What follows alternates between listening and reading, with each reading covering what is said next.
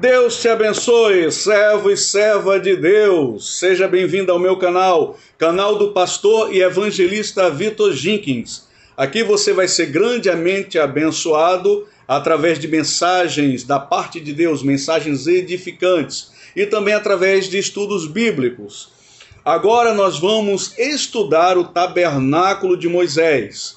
E esse estudo vai ser bem interessante, por quê? Porque além de eu dar os detalhes do tabernáculo, significado de cada item, de cada processo cerimonial, eu também estarei disponibilizando no vídeo um acervo muito rico de ilustrações, de figuras. Este curso, ele é muito bom se ele tiver ilustrações. Por isso, se despeça do meu rosto agora, por enquanto, da minha imagem, porque vai entrar as ilustrações com os estudos. Deus abençoe grandemente a tua vida e me abençoe também. Se inscreva no meu canal, você que ainda não é inscrito. Compartilhe com outros esse conhecimento. E se você tiver gostado, dê um like mesmo e faça um comentário. Deus abençoe grandemente a sua vida. Em nome de Jesus.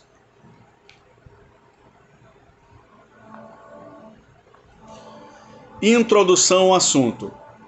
O tabernáculo de Moisés. Os cerimoniais mosaicos foram durante muito tempo na história um enigma para muitas gerações. O tabernáculo levantado por Moisés era apenas uma sombra imperfeita de algo mais glorioso que ainda estava para ser manifestado aos homens, por meio do novo pacto em Jesus Cristo. Em Hebreus capítulo 10, versículo 1, lemos: tendo a sombra dos bens futuros, e não a imagem exata das coisas, hoje, graças à bondade e amor de Deus, revelado na obra redentora de Cristo, temos a revelação fiel e verdadeira do verdadeiro significado do tabernáculo, como em toda a tipologia bíblica do Antigo Pacto. Vamos ver o que aqui diz em Colossenses capítulo 1, versículo 26. O mistério que esteve oculto durante séculos e gerações e que agora foi manifestado aos seus santos.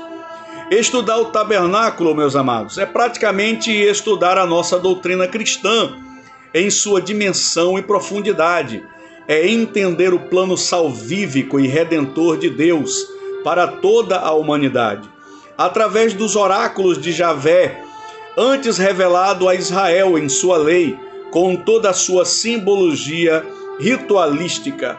Tudo o que ali era praticado apontava para Cristo. Cada utensílio em particular, bem como o seu manuseio e ornamentação da tenda da congregação, nos revela a excelência da revelação dos mistérios de Deus em Jesus Cristo, manifestado nos evangelhos e na doutrina dos apóstolos, a sua igreja. Portanto, o tabernáculo construído por Moisés no deserto deixou profundas lições para a igreja, tanto através da rica tipologia dos seus objetos, como também pelo seu significado espiritual, principalmente do sacerdócio, dos sacrifícios e das celebrações. Agora nós vamos passar para a nova fase do estudo. Saímos da introdução e vamos para o primeiro título do nosso desenvolvimento. O que era o tabernáculo e qual era a sua finalidade? Vamos lá. Vamos estudar então, vou repetir, o que era o tabernáculo e qual a sua finalidade. Ora, o tabernáculo era uma grande tenda coberta com pele de animais, geralmente de cabras e de golfinhos. Por dentro havia um cortinado de linho fino branco retorcido e objetos de prata, ouro, bronze e madeira, de acácia, para culto e cerimônia, todos organizados e postos em lugares e posições específicas, de acordo com a sua ordem cerimonial. Quem projetou a planta do tabernáculo foi o próprio Moisés, segundo o modelo que Deus havia lhe mostrado no monte. Então, como referência bíblica, anote aí, Êxodo capítulo 25, versículo 9 e Êxodo capítulo 26, versículo 30. Depois dá uma lida nessas passagens bíblicas para você fazer uma análise. O tabernáculo era uma estrutura móvel ou seja, você podia transportar para onde você quisesse, adaptada para a comunidade judaica nômade, que vivia no deserto a partir da saída do Egito, rumo a Canaã, e servia como templo de culto, sacrifício e adoração. Era desmontável e portátil, como eu falei anteriormente, ficava no meio das 12 tribos de Israel, e era cercada com um muro de peles de animais, e tinha uma tenda fechada dentro, onde somente os sacerdotes da ordem levítica tinham acesso. O povo ficava somente no pátio, fora. Nessa tenda eram realizados os sacrifícios de animais pelos pecados do povo, ou seja, a expiação, o incenso aromático era queimado e o nome do Senhor era invocado e adorado pelos levitas e todo o povo. Ali estava dentro do Santíssimo a Arca da Aliança, contendo as tábuas da lei de Moisés, com os 10 mandamentos, a vara de Arão e o pote com o maná, ou propiciatório, onde estava representada a presença santa do Senhor no meio do seu povo, onde somente o sumo sacerdote, uma vez por ano, podia entrar e oferecer culto a Deus. O tabernáculo também era conhecido como a tenda da congregação, ou do encontro, porque ali o povo se congregava para encontrar-se com Deus. Analisa na sua Bíblia em Levítico capítulo 1, versículo 1. Também Êxodo 33, versículo 7 a 11. E o santuário, ou seja, tinha a presença santa do Senhor que habitava nele. Veja lá em Êxodo capítulo 25, versículo 8. Agora vamos passar para outra fase do nosso estudo, outro título, que é a construção do tabernáculo. Vamos lá, vamos analisar a construção do tabernáculo, item por item, de que era composto o tabernáculo. Vamos ver os itens aqui aos quais o tabernáculo era composto na sua construção. Letra A cerca. Uma cerca com 60 colunas de bronze, do qual a congregação dos filhos de Israel estavam separados. Letra B, o portão do átrio, constituído por uma grande cortina de linho fino, representado nas cores azul, carmesim, púrpura e branco, sustentado por 4 colunas. Letra C, o átrio, um pátio descoberto e cercado de alpendres. Analise lá em Êxodo, capítulo 27, versículo 9 a 19. Êxodo, capítulo 38, versículo 9 a 20. Letra D, a tenda, estrutura ou cobertura feita com peles de animais marinhos e carneiros. Letra E, o santo lugar, um compartimento do tabernáculo antecedente ao Santíssimo, separado a este por um véu aonde estava um candelabro, a mesa dos pães da preposição. Letra F, o santo dos santos, além do véu da separação estava o santo dos santos. Lá ficava a Arca da Aliança, onde somente o sumo sacerdote tinha acesso. Lugar de adoração, onde estava a presença de Deus, no seu santo trono entre os querubins. Seus principais utensílios, os utensílios objetos que ficavam dentro do tabernáculo eram, preste atenção, letra A, o altar de bronze. Analisa na sua Bíblia em Êxodo capítulo 27, versículo 1 a 8. Êxodo capítulo 38, versículo 1 a 7, onde no altar de bronze eram oferecidos os holocaustos pelo pecado do povo. Os animais eram imolados e sacrificados em cima desse altar. Vamos para o item B, a bacia de bronze. Analise na Bíblia, em Êxodo capítulo 30, versículo 17 a 21, Êxodo capítulo 38, versículo 8. Na bacia de bronze o sacerdote se lavava para, em purificação de si próprio, ele entrar no santo lugar. Ali ele fazia uma lavagem nele mesmo, uma asepsia. O letra C, o reposteiro. Êxodo capítulo 26, versículo 36 a 37. Era a cortina de entrada da tenda. Letra D, a mesa dos pães da preposição. Analisa lá em Êxodo capítulo 25, versículo 23 a 30. Nessa mesa estavam os 12 pães, que eram comidos pelos sacerdotes nos sábados e substituídos no mesmo dia.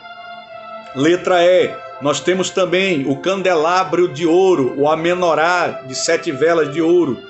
Êxodo capítulo 25, versículo 31 a 40. E veja também em Êxodo 37, versículo 17 a 24. Era um castiçal de 7 braços, como eu falei, onde eram acesas com óleo de oliva as suas lâmpadas, que ficavam sempre acesas durante todo o dia, não podia apagar jamais. Em letra F, o altar do incenso. Analisa na sua Bíblia em Êxodo capítulo 30, versículo 1 a 10. Êxodo 37, 25 a 28. Então vamos lá, o que é que tinha no altar do incenso? Ele ficava diante do terceiro véu, era uma peça de madeira revestida em ouro, e nesse altar o sacerdote queimava em adoração o incenso aromático diante do Senhor. E por último nós temos aí letra G, a Arca da Aliança. Em Êxodo capítulo 25, versículo 10 e 16, você encontra a referência. Êxodo capítulo 37, versículo 1 a 5, para reforçar. Como é que ela era feita? Ela era feita em madeira e revestida em ouro. Tinha 2 querubins em lados opostos, com as suas 2 asas apontando para o centro do propiciatório.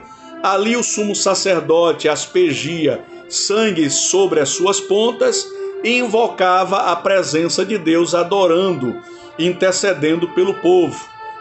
Esse conjunto de todas essas peças que eu citei formava o que se chama o tabernáculo.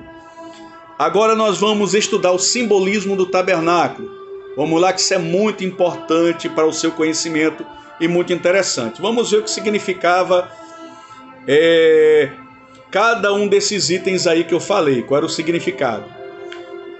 Vamos para a cerca. O que é que significava a cerca?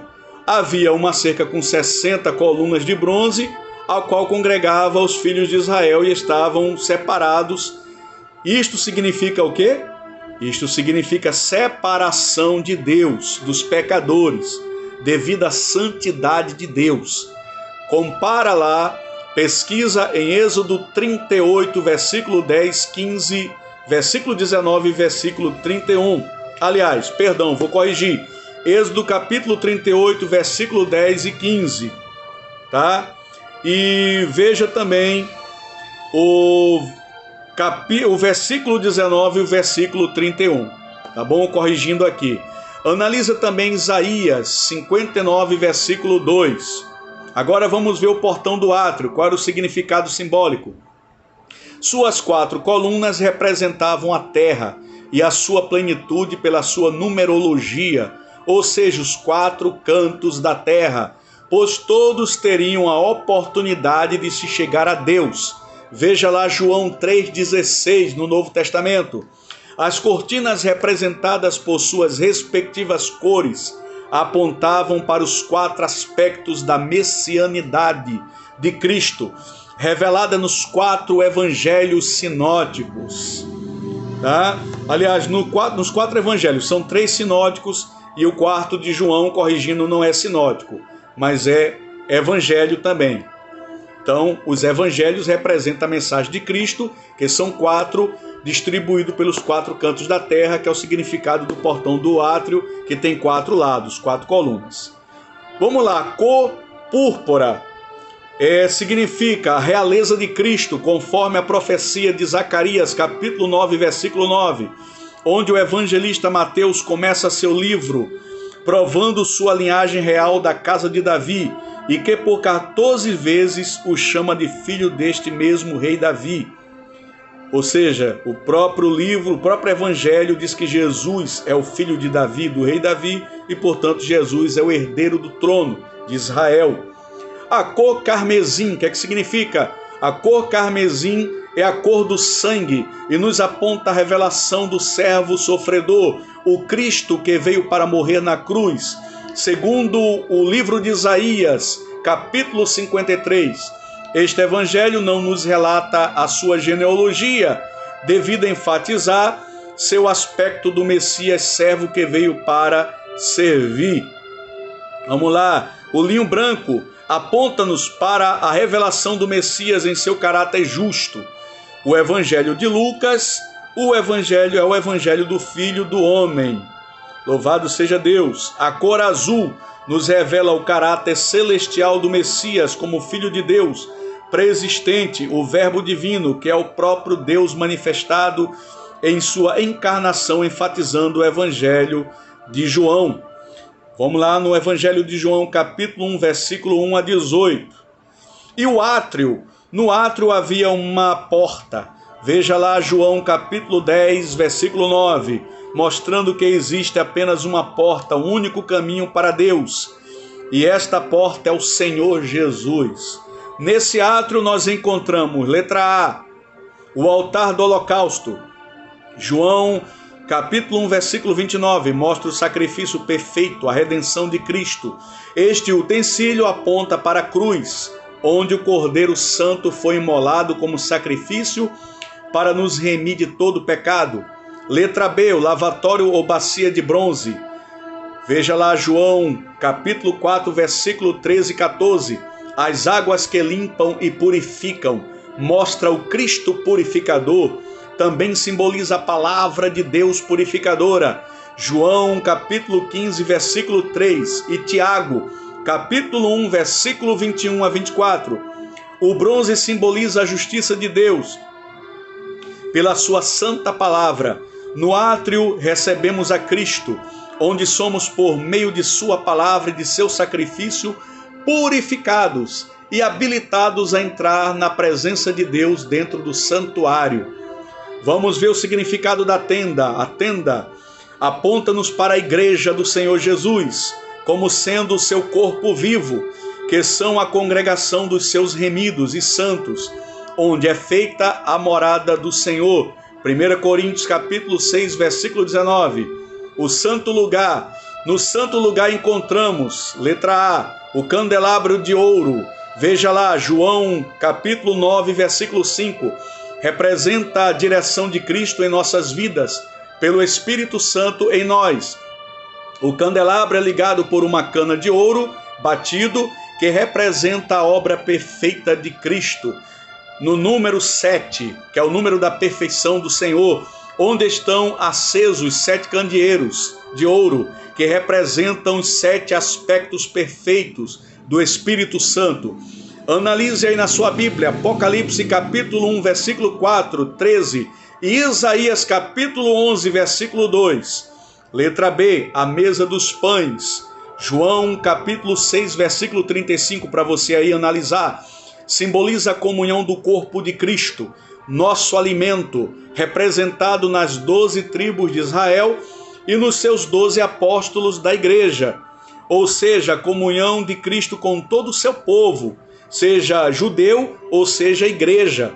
Ele é o pão da vida, o maná que mata por definitiva a nossa fome espiritual. Letra C, o altar do incenso. Vamos ver o significado do altar do incenso. Veja lá, João capítulo 14, versículo 6, para análise. Representa a oração dos santos que chega à presença de Deus como incenso aromático. Analise também Apocalipse capítulo 5, versículo 8. E também mostra que Cristo é o nosso mediador, ou o melhor e único mediador. O Santo dos Santos. Vamos ver o significado do Santo dos Santos. Neste lugar santo e especial estava a arca, ou propiciatório, que tipifica a presença de Deus no seu santo trono glorioso, entre os querubins com o seu povo santo. Veja lá Êxodo capítulo 25, versículo 22, onde o Deus Filho, Jesus Cristo, a verdadeira arca da aliança, veio como Emanuel, Deus conosco, para habitar entre os homens. Analisa em Mateus 1, 23. E hoje habita conosco na presença do Espírito Santo. João capítulo 14, versículo 16. No Santo dos Santos encontramos a Arca da Aliança, que é o Senhor Jesus. João capítulo 10, versículo 30. Somente o sumo sacerdote entra no Santo dos Santos. Para termos acesso ao Santo dos Santos, devemos adorar ao Senhor. Lá é um lugar de adoração, é a sala do trono. Apocalipse capítulo 6, versículo 10 e 12 a 12. Apocalipse 5, versículo 12. Apocalipse 4, versículo 8 a 11. Agora vamos finalizar o nosso estudo falando do dinheiro do resgate. Para a conclusão, Êxodo capítulo 30, versículo 12 e 16. Durante o recenseamento dos adultos com mais de 20 anos, deverias oferecer 5 gramas de prata pelo resgate de suas almas, para que não esquecessem o resgate do Egito, pelo Senhor que os resgatou da escravidão. Esse preço era o único, tanto para o rico como para o pobre, significando com isso que todas as almas da terra têm o mesmo valor perante o Senhor, e de que o preço da redenção de nossas vidas foi pago por Cristo, como o único preço do seu sangue. 1 Pedro, capítulo 1, versículo 18 e 19.